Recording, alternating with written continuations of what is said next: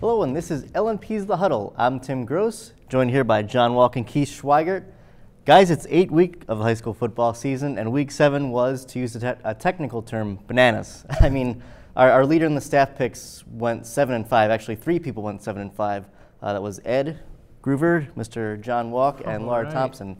So usually clearly, with those records, we obviously have no idea what we're talking about. So let's pick some games. Yeah. Let's go with Manheim Township at Wilson and LS at Cocalico. Guys, game of the week, Township Wilson. The Bulldogs obviously have the 61-game winning streak in Section 1. They've won the last 8 section titles. Manheim Township was on a roll before a Hail Mary against Warwick kind of disrupted them a little bit last week. So do you think the Blue Streaks come back a little bit fired up after the loss last week, or is Wilson just going to keep being Wilson? Yeah, and speaking of, I have no clue. This is kind of a game for me. Township, it seems, last couple seasons, they start out slow, and then this point of the year, they're super red hot. I would have said that until last week's lot, but how can you judge a loss based on a Hail Mary? I kind of wavered on this. I'm going to go with Wilson, one, because it's a home game. You know, they don't often lose games at home. It's probably been years since they did that, and they show up in big-time games. But I guess kind of to make my point even stronger, went back and looked at their common opponents that they have this season in Central Dauphin, Governor Mifflin, McCaskey, and Warwick. Against those 4 opponents, Manheim Township was outscored a combined 92-97. Wilson, against those same 4 opponents, outscored them 131-23. So I'm taking the Bulldogs. Yeah, I think that's a pretty safe pick. And, you know, coming into the season, I thought if there was a year where Wilson could finally get got, this would be the year. And I thought Township would be the team to do it because they had the most, you know, on paper at least, coming back. I don't think any of us saw Warwick coming, including Manheim Township last week, obviously. But, yeah, I'm surprised that Township lost that game, obviously. It took a little bit of the luster off of this, but it's still going to be a good matchup. But it's Wilson. I mean, I can't see a team going in there and beating them at home. You know, Township, they're the last team to beat Wilson. That was all the way back in 2007. Did they even have iPhones and stuff back then? I mean, we're talking, freshman in college. I know, so. It's been a long time ago, and that game was played in a downpour, and I remember putting out the paper the next day, and no one really thought it was that big of a deal at the time. Here we are 9 years and 61 section games later, and Wilson's hasn't been beat yet.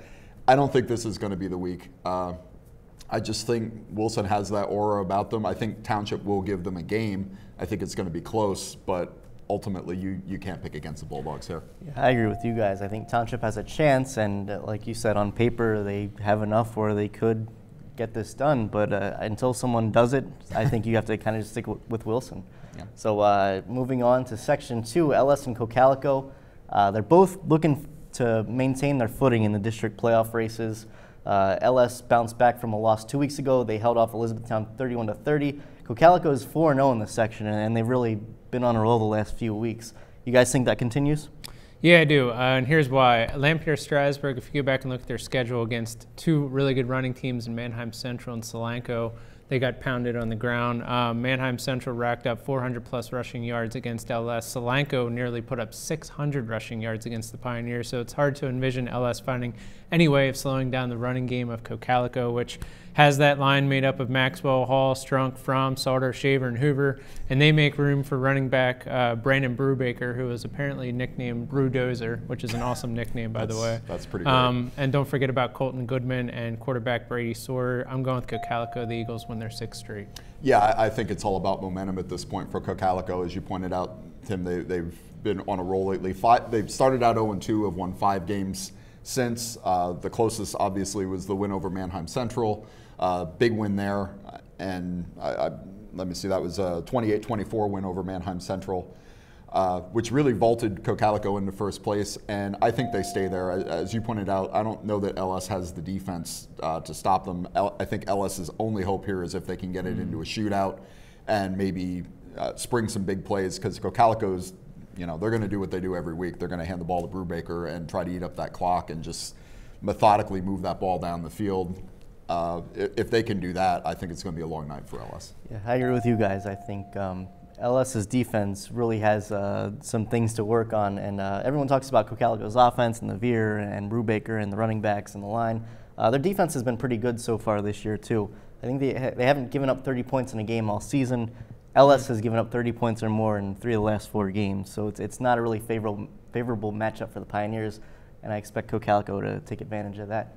So those are our game picks. Tune in every Thursday afternoon, and be sure to check out our coverage on LancasterOnline.com every Friday night for the LL League scores and results. Thanks for tuning in.